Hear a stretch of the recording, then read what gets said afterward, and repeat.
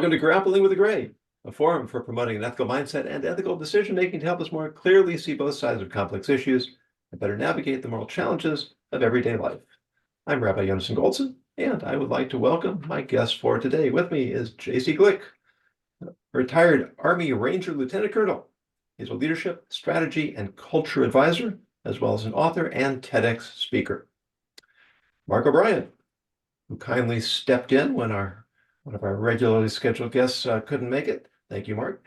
He is founder and principal of O'Brien Communications Group, a B2B brand management and marketing communications firm, and host of The Anxious Voyage, a syndicated radio show about life's trials and triumphs. And Peter Winnick works with individuals and organizations to build and grow revenue streams through their thought leadership platforms and is host of the Leveraging Thought Leadership podcast. Thank you all for being with me. Thank you. Thank you. Pleasure. And here is our topic. The recent disappearance of Defense Secretary Lloyd Austin from the White House chain of command sent tremors through Washington and the country. On January 2nd, shortly after returning home from an apparently successful procedure, the secretary experienced unexpected pain and returned to the hospital. Pentagon officials were informed the secretary had been hospitalized, and Deputy Defense Secretary Kathleen Hicks, on vacation in Puerto Rico, was informed that she would be assuming additional duties, but was not informed of the secretary's hospitalization. Throughout this period, the National Security Council, Defense Department, and State Department were formulating a response to a military threat from Houthi rebels in the Red Sea, which culminated in a retaliatory strike on Baghdad on January 4th, the same day President Biden was informed that Secretary Austin was back in the hospital. According to some experts, there never was a significant breakdown in the chain of command. Former White House Chief of Staff Leon Panetta agrees, but adds that there is a need for more formally defined policy to ensure clear communication. According to Mr. Panetta, the administration dodged a bullet. Even if we assume no harm, no foul, does the appearance of disorganization create a sense of insecurity among the American people, embolden our enemies, and create the potential for self-fulfilling prophecy? Even when there are no immediate consequences, don't avoidable blunders project a lack of competence that can accelerate the erosion of standards? Or are occasional errors inevitable and excusable as long as they serve to shore up lapses in procedural policy? Gentlemen, the floor is open. Well, if you gentlemen don't mind, only because my wife asked me about this like the minute it happened, and I was going to nominate you anyway. I'm privileged to know Secretary Austin when he was General Austin, and it wasn't always a good relationship, but he's a good leader, and he's a good warrior. I'm going to tell you, I think this is much ado about nothing, and in my mind, we don't know what we don't know. I don't even know that there was a mistake made. I know what people were told or what people reported. And you could actually turn this into an ethics discussion of journalism, because at this point, I'm not sure what the truth is. I'm pretty confident that a guy who grew up in the same military I did and the same army I did, he wouldn't have made a mistake like that. Like, he would have made sure, hey, this is going to happen, and here's, like, I just don't see this as a mistake or a blunder. What I will say is it has been portrayed to be a mistake or a blunder to make the Biden administration look bad, which I don't know that you have to generate anything to do that, but they did. And because that, I think it does embolden, our enemies, thinking that we're completely out of touch. And I don't think we were. I don't think there was any problem. My wife said, but all this stuff was going on. Yeah. And there were a whole bunch of people who had it all figured out. And quite honestly, the least important one is probably the Secretary of Defense. And I think this is a lot of rah about, I don't even know if it was a mistake. Well, thank you, JC, because this is exactly why I didn't raise this as the topic last week, because I knew you were scheduled to be on this week. And I was confident that you would have a little more of an insider's view. But exactly what you're saying is that among the military who understand these dynamics, certainly from your point of view, there's a trust of Secretary Austin. And that leads to a willingness to presume that everything was under control. Outsiders looking in jump to conclusions without adequate understanding of the situation and create a sense of crisis where they may not have been any. So you may well be on the mark, saying we should shift the ethics conversation from the military to the journalists. Well, And- so and- I'm sorry. So what I would No, go add to ahead, that Peter. is here's what I don't know, right? I don't know what is the protocol. I think that's a simple question. Like, is the protocol to disclose and be transparent around these things, or it's not like our military stops because this guy was ill, right? Like, he's human. So one is I'd want to know what the protocol is. And then the second, I'd say, irregardless of the protocol, we live in an age of transparency, whether you like it or not, period, full stop. So then it's really around the communication and the managing of the process. But I don't know the answer, and I'd be curious to know, was the protocol broken, right? Because I don't think it was like, hey, who's going to be in charge of, do we shoot a missile tonight? I don't think we were there, but I haven't heard anybody talk about that. And I think that's important because the military's figured this stuff out, I would imagine. I'm reminded of when Ronald Reagan was shot. Exactly. And Yeah. George Bush, who was vice president, was off somewhere, and Alexander Haig was the senior official in the White House, and he was asked who's in charge, and he said, "I'm in charge here," which he was. And it was made out to sound like he was grabbing power. I think it was complete misrepresentation of what he said or what was going on. But the journalism seems to enjoy that type of thing. And I want to pick up on the notion of journalism too, because when you made your remarks, JC, I was thinking, it's a really remarkable example of how disunified we are.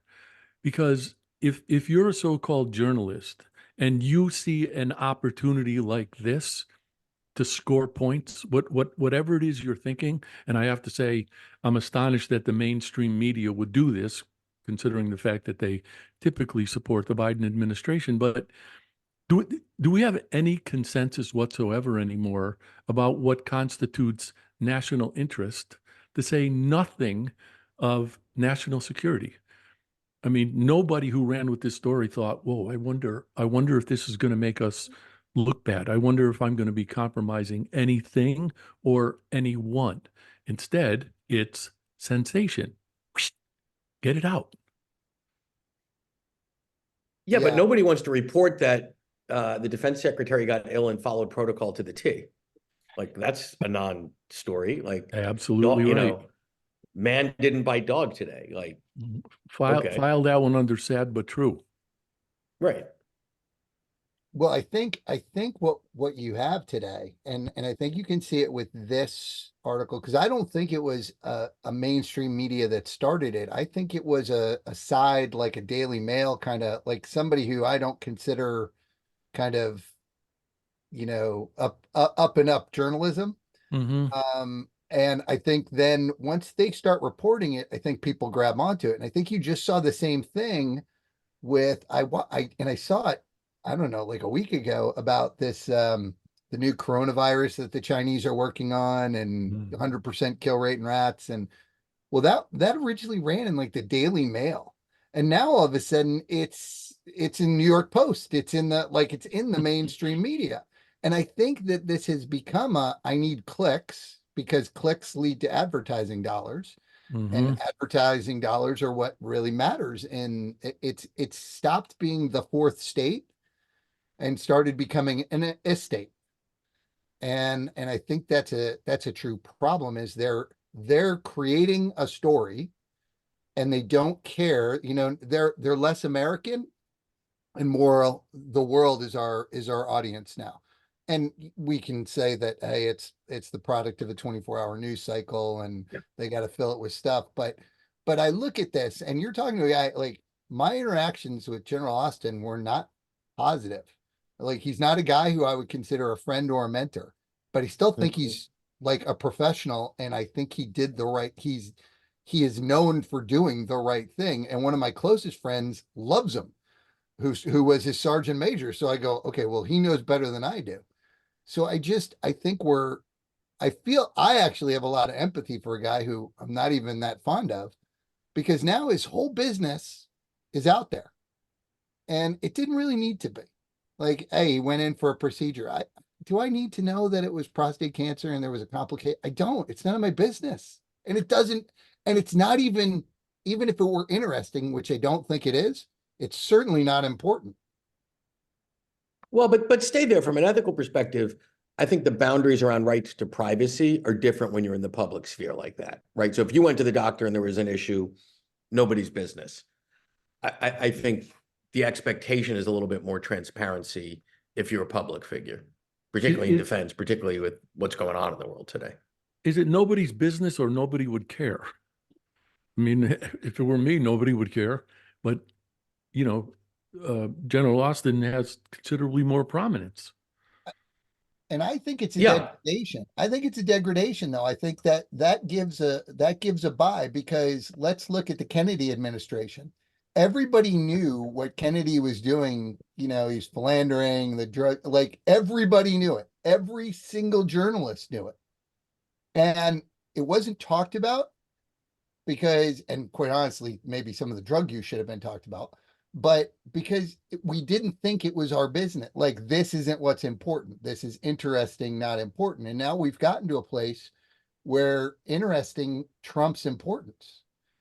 And, you know, when I see, you know, General Austin leading my feed, but I don't see, or Secretary Austin, I'm sorry, leading my feed, but I don't see, okay, the Houthis have said that they're going to retaliate against Americans. What are the biggest threat? Like, I don't see those things leading my feed. I don't see Gaza leading my feed anymore. I see this. And I think that ethics has to go both ways. Yes, I agree with you, Pete. I certainly agree. When you're in the public eye, stuff is going to get out. You've lost a little privacy. I understand that ethically. The question is, as humans, should we let that? How deep do we go? How much does it matter? And then ethically, on the other side, what should we be reporting on? Like, should I report on this? Should this be, as a journalist, would I share with the American public because they need to know it? It's interesting you mentioned Kennedy, as I read an article, it was a few years back. It was written by a journalist who had been on the beat, if they still say that, during the Kennedy administration. And he happened to be in a hotel room and he saw Kennedy's entourage come in through one of the side doors. And he went running over to see if this was something that was newsworthy. And a Secret Service guy saw him coming over and decked him. and knocked him to the ground. And he said, and through the legs of the people standing around, he saw two sets of legs in the elevator. One, presumably Kennedy's, the other next to him, he said he described it as a extremely shapely set of women's legs. And then the elevator doors closed, and the Secret Service guy who hit him helped him up. And it was kind of like no hard feelings. And he didn't, it never occurred to him to run a story. Now, whether or not philandering should be reported is a topic for a different time, but the idea that journalists had lines that they respected, that some things were not considered for public consumption, that line doesn't seem to exist anymore. And as you say, I wonder if that's in some way related to what JT said about the 24-hour news cycle. that's what I was going to say next. Exactly. Go ahead. Yeah. Yeah, I mean those guys in the 60s, they were on deadline, which meant they had until such and such a time to get this story in, as opposed to now, somebody can just grab a computer or a cell phone and it's out. I may, in another conversation, Jonas, and I'm not sure if I mentioned a book called Harlem Nocturne. I'm sorry, Havana Nocturne by, I think it's J.T. English. But it's about the rise of the American mob in Cuba before the Castro Revolution. And I forget his first name, but Trafficante, the guy who ran the Tampa mob, set JFK up in a hotel room in Havana with 5 hookers and said his biggest regret afterwards is that he hadn't put cameras in there because he would have owned them. And I mean, we don't have scruples like that anymore. Well, but it's the news cycle is all about speed, right? So it used to be we got our news at 6 and 11, Walter Cronkite, NBC, CBS, NBC, like there were limited places. Now stories break from anywhere. Everybody's got an iPhone. Everybody's a reporter. You know, when Michael Jackson died, it was TMZ that broke it, not a place anybody thought for being credible news, but they broke it and they got it right.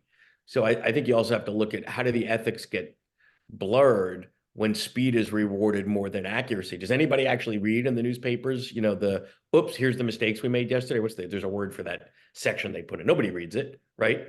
Can't remember the name of it, but they report every day on, oops, on this, you know, we made these mistakes. You can't retract a mistake. Like, I mean, you can, but it doesn't take away. Well, you know, that strikes me as, wow, and it's interesting to even think about how this relates to ethics, but that strikes me as supply and demand. Yeah. A 24-hour news cycle has a much more profound demand than, you know, 6 and 11. And as a side note, I happened to write an email earlier this week to my bookkeeper who, she's in her late 30s anyway, maybe even early 40s. And I wrote at the end of the email, film at 11. And she wrote back and said, what does that mean? Yeah. I was like, It's funny, Mark. I had exactly the same thing with my son this week. wow. It's 11. He just looked at me blankly. You know, I think what I think is very interesting is everything that you've all said is, in my mind, correct. Like I agree with all of it. And I'm sitting here and I'm going, well, so how do we change this? And I think the way we change it is we change it, right? Because if I decide, look, I'm not going to listen, like I'm not listening to that. I don't care about that report on this. I don't care about that. If we start to show even the people who, let's say, live, Peter, I think what you said was beautiful is, and it, you know, the person with the iPhone isn't going with any journalistic ethics, right? They're doing something that gets them clicks and gets them famous. So, but if we stop watching that, if we stop like delving into that, then all of a sudden, but it's bigger than that, JC, because when you have a conversation with somebody, whatever side of the aisle you're on, about whatever the topic is, whether it's political or not, it used to be you'd have a polite discourse and say, well, I disagree with you, Jonathan, and here's why. I read an article in HP, like sort, you know, credit the source or whatever. And now people say, well, I read it somewhere. Where did you read it? Online.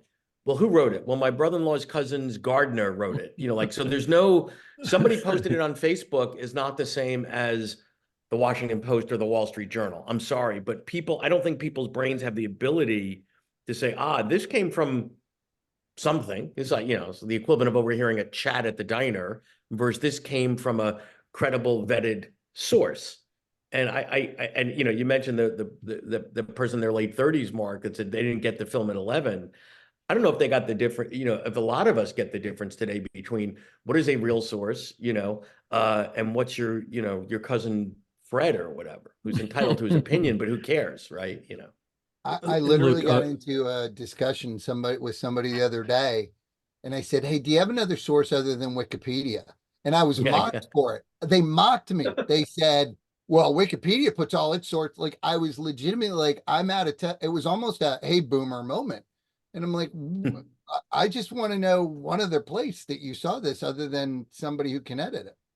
Or somebody's Instagram feed, right? Like, that's the I'll other bet. piece is when you're consuming on the scroll and you read a 3-sentence headline is different than actually reading an article of, I don't know, whatever, 2,000 words and spending 12 minutes saying, oh, okay, let me make up my own mind. Or the headline itself is clickbait and it really isn't representative of what's in the article.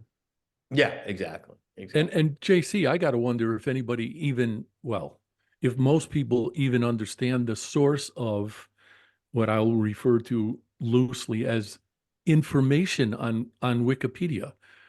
It's like people who don't have any idea where, quote, government funding comes from. How's your wallet? Yeah, I think that we're in a place, well, it's free. And my kid was saying something about that. Oh, well, this is free. I'm like, it's not free. Somebody's paying for that. Like somebody pay, nothing is free. Nobody gives stuff away. Somebody's paying for it. But yeah, no, I think you're right. I think, we don't teach civics anymore. We don't talk about sources and what's, where we should. We don't even teach people how to read information to, because just because the New York Times says it doesn't mean it's right. Like read things that are in a way that you can discern of, oh, that sounds like fact, that sounds like opinion. And I think we struggle with that. And I think we've got to be, I think we've lost trust in a lot of the professions and sections of society that we used to have. Journalists were, I mean, we thought highly of journalists. Sure. We went with them. Doctors, right? We've now look, I doctor shop, because I know that if one doctor says something, I'll go find another one that says something else because they don't agree on stuff. And so I think we've lost a little bit of our faith in these institutions that have kept us, kind of helped us make sense of the world. And which is why I think we feel so unsettled as a country right now, is the things that used to help us make sense have all kind of proven to be less than trustworthy. And one of the reasons I like having you on, JC, is I'm very grateful and admirable of your service as an Army Ranger.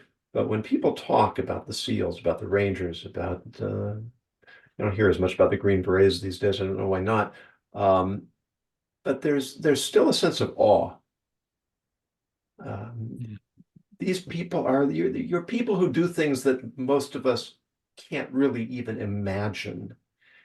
And I think that as we recognize the value of discipline, but part of that is that we don't have it ourselves. This is a hugely undisciplined generation. Everything's easy, everything's convenient. We're losing our sense of meritocracy. And so we haven't lost it to the point that we don't recognize it when it's there, when it's impressive. But it's kind of like looking at a statue of Abraham Lincoln going, wow, he was so great, but what's he got to do with me? It's just, he's so big and he's so vast and he's so grand and he's so far away and he's so long ago. We just don't, our expectations are so low. So, you said, Peter, that it's online. It's not the same as being in a newspaper, but I don't have any great respect for the New York Times. Wall Street Journal a little bit more, Washington Post sometimes.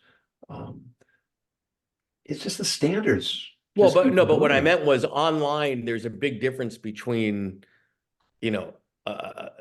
your neighbor's blog that's in a basement that 7 people read and any big media. Then we can get into the biases and all that's a whole different piece. But that was the point I was trying to make. Yeah, no, I understand it. But what you said about, JC, we need to stop consuming it. There's a TED Talk. I can't remember who gave it. It's about clickbait. And her whole point was, don't click. Yeah, exactly. Yeah. And we do. But the clickbait is dopamine.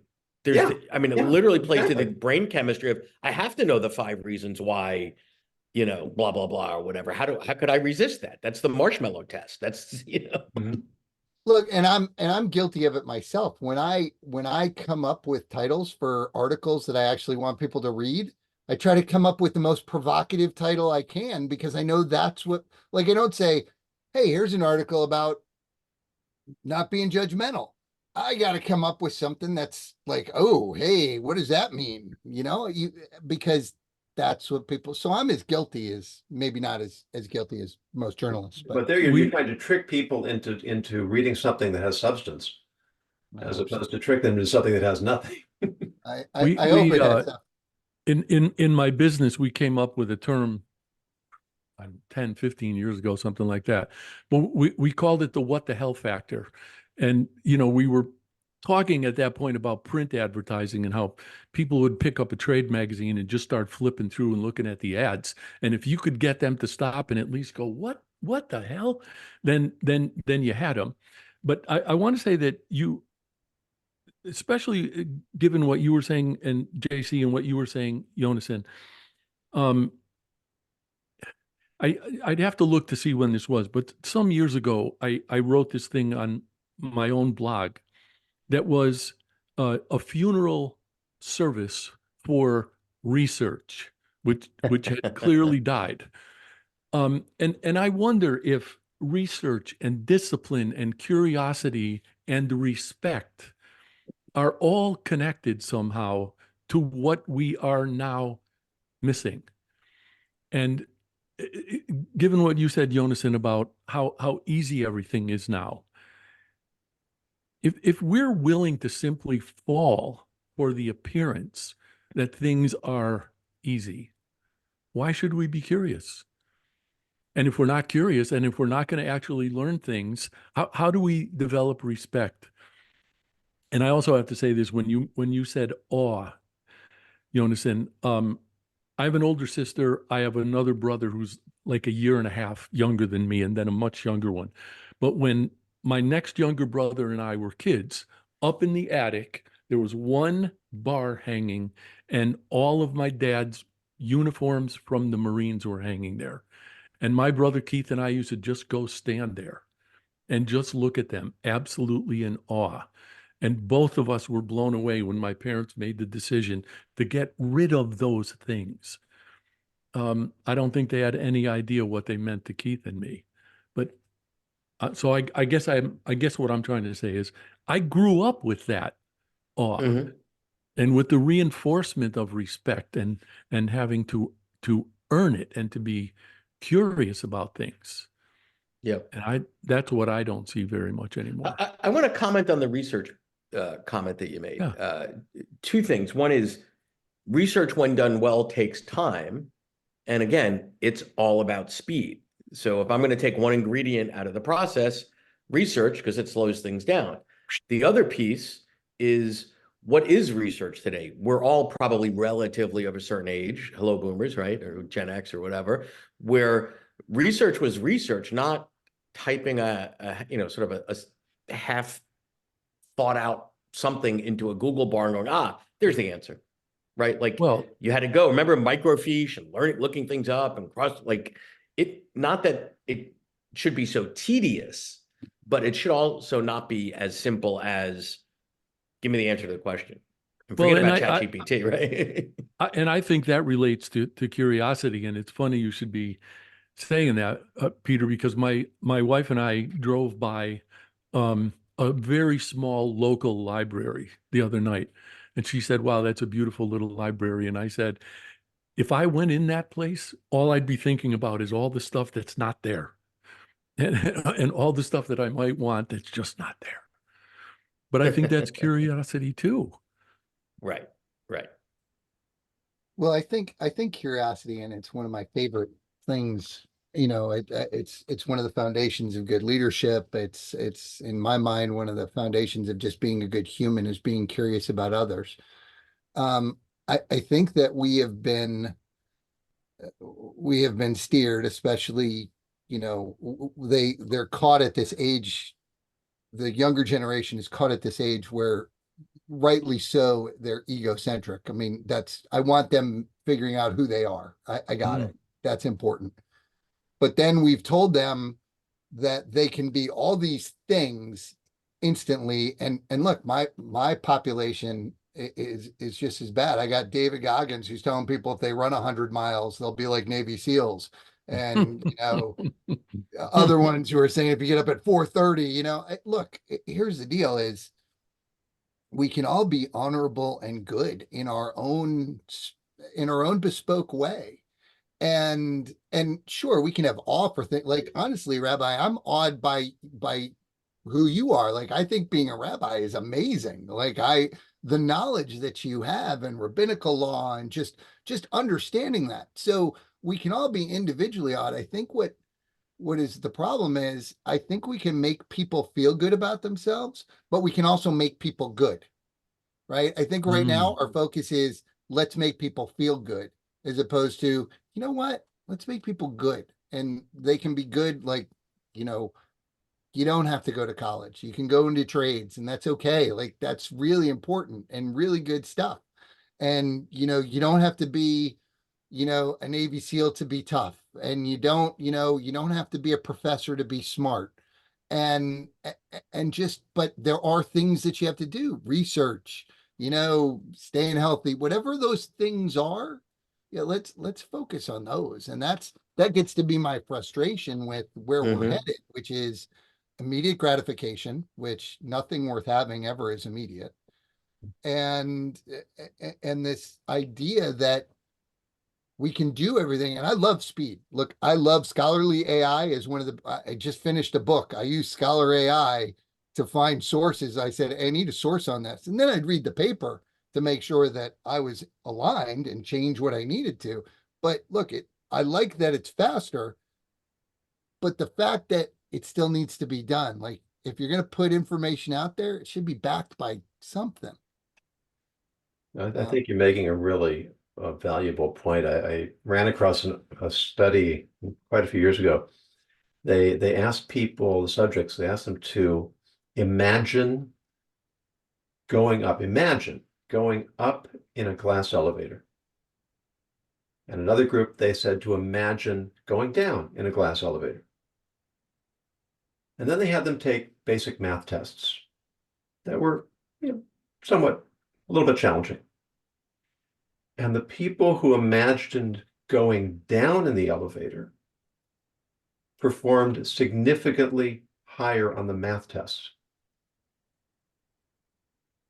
And their theory was that because they polled them, they say, how do you feel after imagining up or down? The people who imagined going up felt a sense of upliftedness.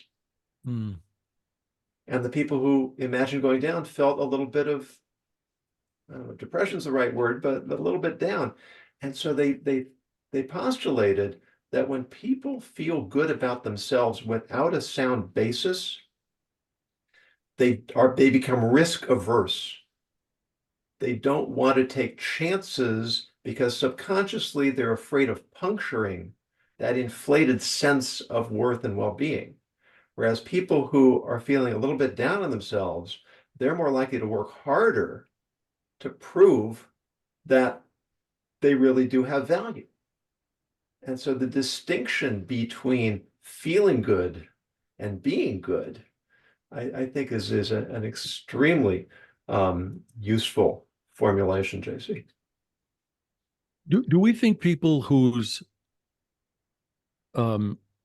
senses of themselves are misplaced even realize that? I doubt it. Yeah, I mean, that's like asking, is a narcissist introspective? Probably not, right? I mean, I'm actually working on an article right now. I would argue that like how blind we are to ourselves. I think that even if you're a narcissist, even if you have tremendous introspection, and I'd like to think that I think about, like, okay, how could I have done this better? I don't know myself. And I think sometimes I find that to be incredibly frustrating, is I don't know how other people see me. I don't know how I come across. I don't know. I know what I want. I know what I want to do. I know how I want to be. But am I that person? Do I appear to be that person? Do I act in accordance with that person? And I think the truth of the matter is, so far my thesis is, we're all blind to who we really are. And maybe that's okay, as long as we keep looking and as long as we keep thinking about it.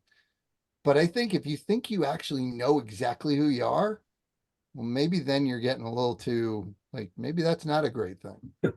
Now, I'll tell you, and maybe we could start wrapping up with this, that yeah. the sages say that when God created Adam and Eve in the Garden of Eden, the language in Hebrew is a little bit ambiguous, switching back and forth between the singular and the plural. And the sages suggest that originally man, Adam, was both male and female. And that God then separated the first human being into two, because it's important for us to interact face to face. When it says it's not good that man should be alone, it doesn't just mean lonely or isolated. It means that there needs to be a social interaction, and it has to be with someone different from us. The echo chambers that we incline ourselves to be in. Let's just talk to people who think like we do, so we can just keep reaffirming the same beliefs over and over again. I think it's a very valuable insight. We need to be around others. We need to interact with people who see the world differently, who think differently. For all the talk about diversity, I think a lot of it misses the point that when you have people from different backgrounds and different perspectives, we all become richer through those interactions, and we all become more cohesive through those partnerships. And JC, I just wanted to say in response to what you were saying about not knowing yourself. I'm just going to say I find that there's a necessity to humility in that. And what I mean is, and I could argue that in one certain respect, COVID was a gift, because if COVID hadn't happened, the four of us wouldn't be sitting here having this conversation right now. So it's allowed me to interact with a lot of other people who are not like me, who see me in ways that I don't see myself. And I think I accept their perspectives of me with some humility, because otherwise I'm just going to be rigid about that and say, no, I'm not that. I'm not like that. I don't think that way. Yeah, I do. And this is relatively inconsequential, I suppose, but as a result of this conversation, Peter, I'm going to be thinking a lot more about time. And I'm going to be thinking a lot more about specifically what you said about the correlation between time and research, because I think you're exactly right about that. I need to think about that more. Thank you. Well, that's really what we're here for, is to get ourselves and those who are joining us to think more, think more deeply, think more broadly. And I suppose I feel compelled to say that as often as possible, I try to avoid having 4 middle-aged white guys on one program for that exact reason. Sometimes it just works out that way. But I'm actually quite grateful that you consider me to still be of middle age, Jonas. I was actually kind of thinking the same thing. So well, I'm thinking to myself, 60 is the new 40. I guess we can all stretch a little bit. But Wow. this has been really a wonderful conversation. JC Glick, Mark O'Brien, Peter Winnick, thank you as always for your insights, your wisdom, your thought, your humility. For those of you who are watching or listening, if you have a topic you'd like us to take up, please go to my website, ethicsninja.com, use the contact information, submit your idea. If it's compelling, we will definitely use it for a future episode. And as always, until next time, I encourage you to continue grappling with the gray.